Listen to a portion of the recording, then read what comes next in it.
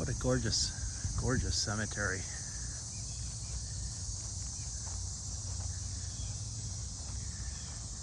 Very historic area.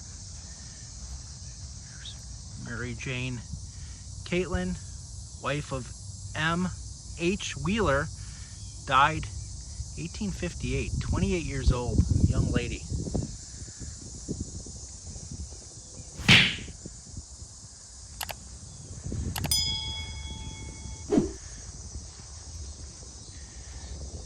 You can see this plot here not only marked off, but it had chains on it, and some of the chains remain. And that is really quite beautiful. Look at that. Those chains are original. See how that chain is made? It's not made like chains are made today. That's an original chain there. And it looked like that went all the way around this family plot. John Aker, 1773. 1873. John Aker was possibly 100 years old when he passed away. That's unheard of back then. And 1773, he was born prior to the signing of the Declaration of Independence of the United States. Wrap that around your head for a minute. That is incredible. Absolutely incredible. And then John Onderdonk, I'm sure I butchered that, 1795 to 1883. He too was rather old. Charity Onderdonk and Lydia Reed, 1818 to 1886. John Aker could have been 100 years old. That is just amazing. And we have some Barretts here, and the Barrett Onderdonk monument. Absolutely amazing. Oh, I've got to look at this.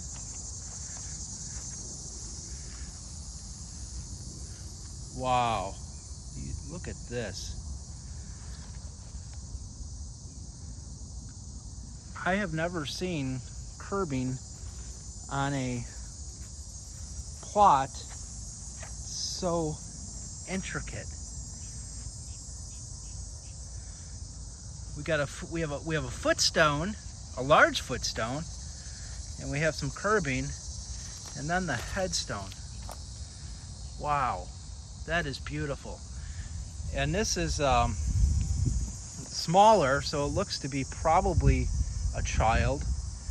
Obviously, well, like all children, meant very much to his or her parents. That is really fantastic. And behind me here, let me swing the camera around. There's so much to look at that it's almost too much to look at. We have the monument of George Woodruff. Wow, is this beautiful. The W up there, the urn, draped urn. George Woodruff, as it says here, he was born in Watertown, New York, December 7th, 1812. So George Woodruff was known in Joliet because he was the president of the Joliet Bank. He started the Joliet Bank, I believe, in 1857, and with a couple of partners. And in 1864, when the National Banking Act was passed and the bank was incorporated, he became the first president of the National Bank of Joliet, and he was president until 1892 when his son Frederick took it over. What a beautiful monument. Absolutely gorgeous.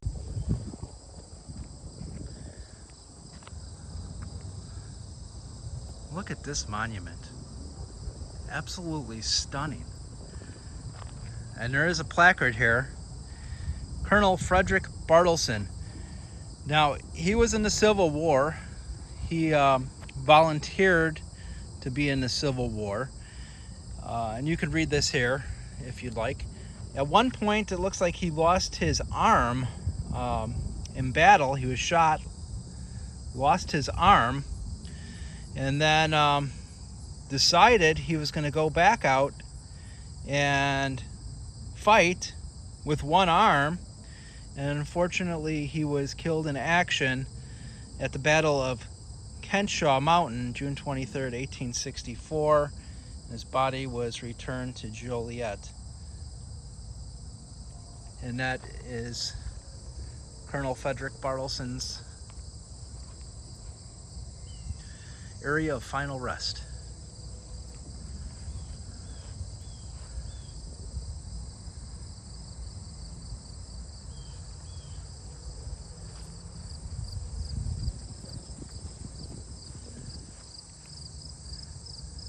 Abigail Murray Browning and Will Favor, obviously relatives.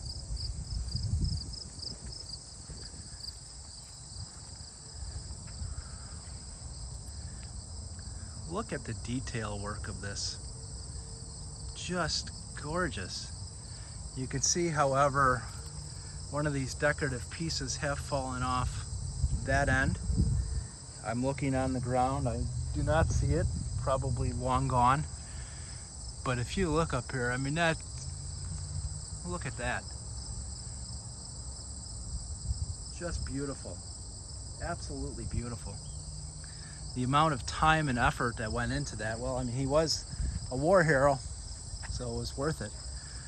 And it looks like something was on top of those protrusions that are coming out of that gable-like roof structure, but I don't see those anywhere either. Just great stuff. As I go over here,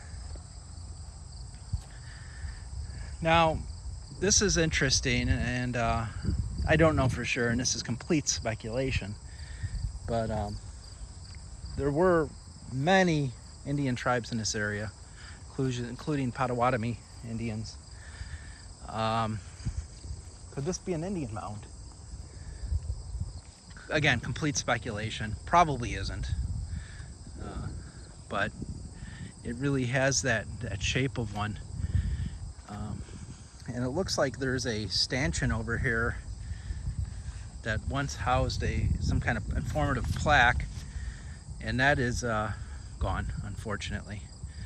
So maybe it was. Maybe this was something of importance. I mean, obviously, if it's important enough to have a stand with an informative plaque here, there's a reason for this to be here.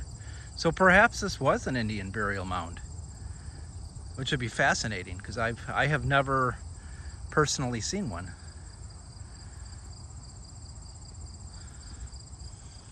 Wow. That is great. We have several more stanchions here that are missing their plaques, unfortunately.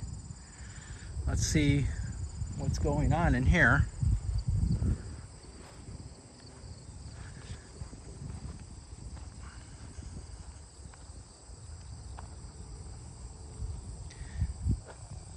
This is the Van Horne family site.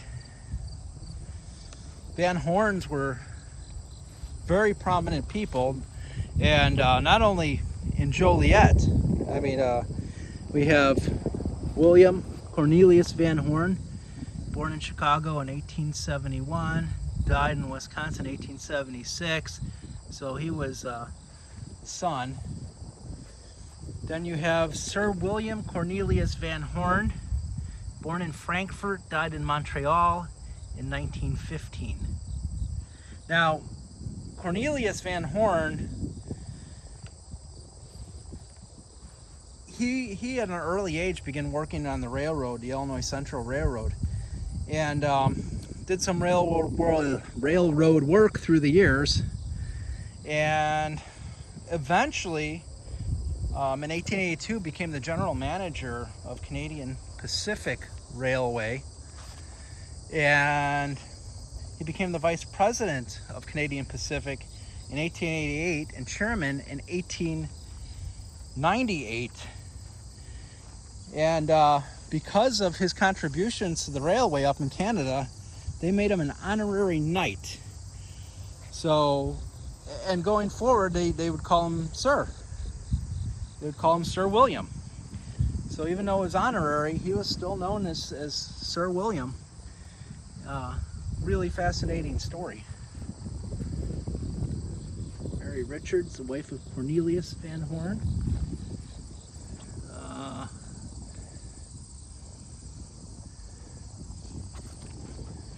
Mary Van Horne, daughter of Cornelious Covenhoven and Mary Van Horne.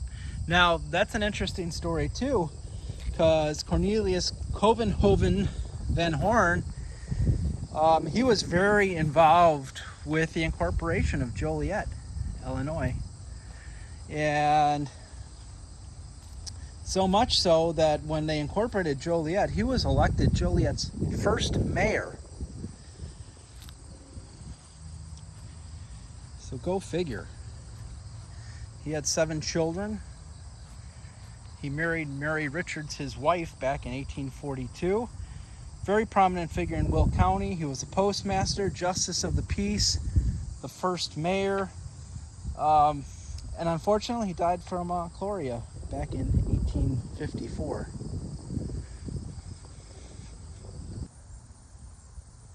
Too bad the light's not better on this one. This is just beautiful.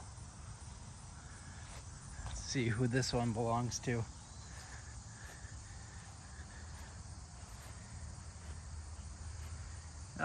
Martha Wow. No, it's not Martha Wow. It's Martha Wow. I can't read the last name is what that is. Looks like D. I don't know. I'll have to look that up. Maybe you can read it at home. Looks like died 1864, 51 years of age. What a beautiful monument. Here's the other side of it. Again, maybe you can read that.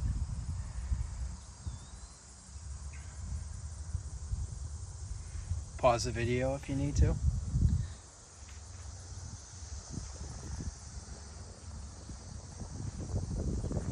And here's the third side that has inscription on it.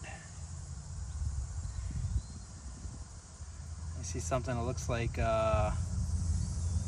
Beamond, 1804 to 1895. Again, maybe you can read it. Go ahead and pause the video if you need more time to read that. Here is the Curie mausoleum. This is absolutely fantastic. Charles, son of John Lucy Curie, died 1846, aged 22 years. Susan, his wife, born in Canada, looks like died in 1986. And then Anne, the wife of James Sterling, 1900, she died.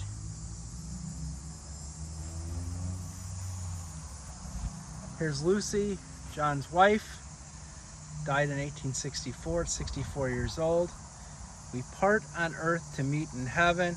And of course, the namesake, John Curie, born 1801, died 1872.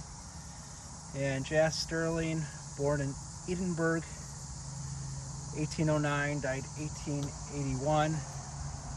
This is just great. This is just great. Wow. Look at that door. So this is a hinge. Look at that. Look at that hinge. Wow. I don't understand how that works. I'm not even going to try to do anything with that. That hasn't been moved in a long, long time. And it won't be moved in a long, long time. That is just absolutely fantastic.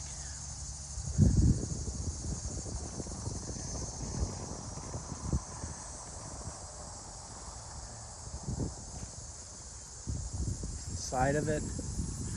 All limestone. Looks to be all limestone. And the back of it there. Just awesome.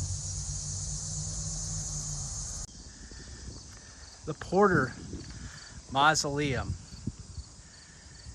Edwin Porter. Edwin Porter had quite a history here in Joliet.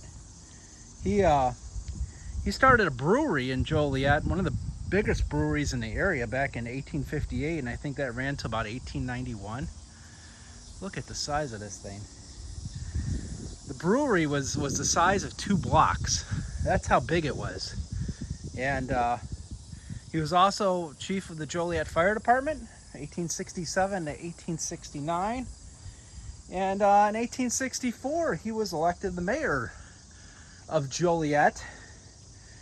And he was re-elected 6 times. So there you go. You make some good beer and you get elected mayor. Boy, I wish I had my flashlight with me right now.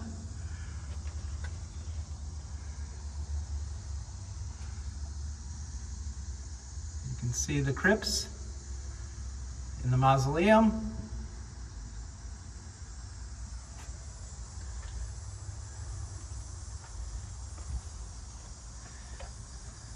I wonder who has the key to that door. I bet that key is long gone. Just beautiful.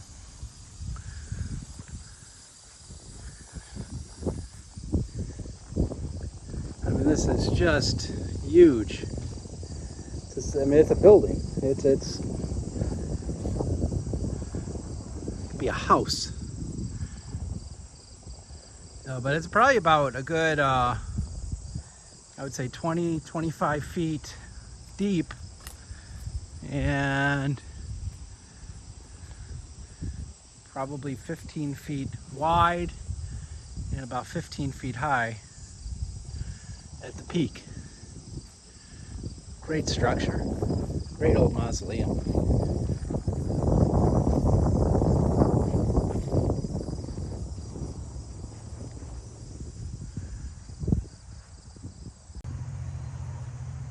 Here we have the monument of Charles Weeks, 1821 to 1899, Jane Weeks, 1827 to 1917, and their children, McDonald, Mary Ida, Eva, George Monroe, Eva Weeks Monroe. So Charles was the son of a guy named Nathaniel Weeks, and Nathaniel and his father migrated here from the East Coast. Charles became a leader in the Whig Party, and the Whig Party was pretty much formed by the opponents of Andrew Jackson back in 1834, and it was one of 2 major political parties back then in the United States. He served also as the Will County Treasurer and as a county judge. And here is his monument.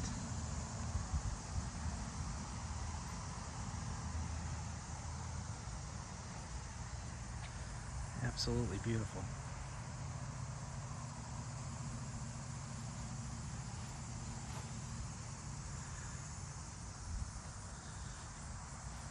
Then on this side, we have McDonald, A. McDonald, Asa McDonald.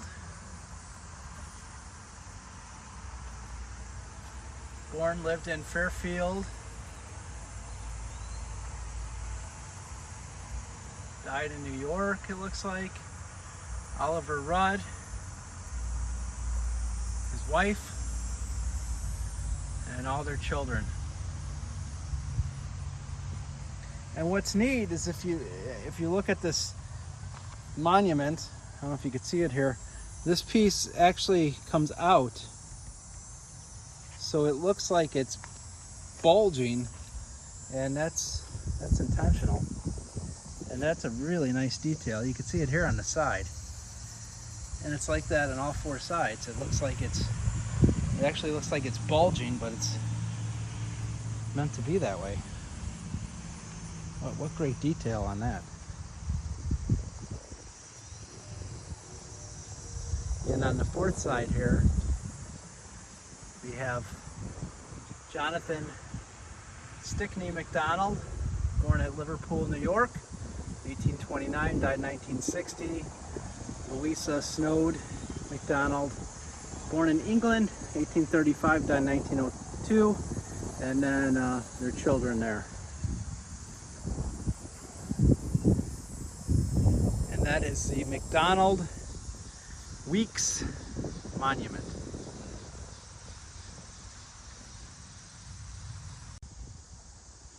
Okay, thank you for taking the time to explore with me today as we explored Oakwood Cemetery here in Joliet.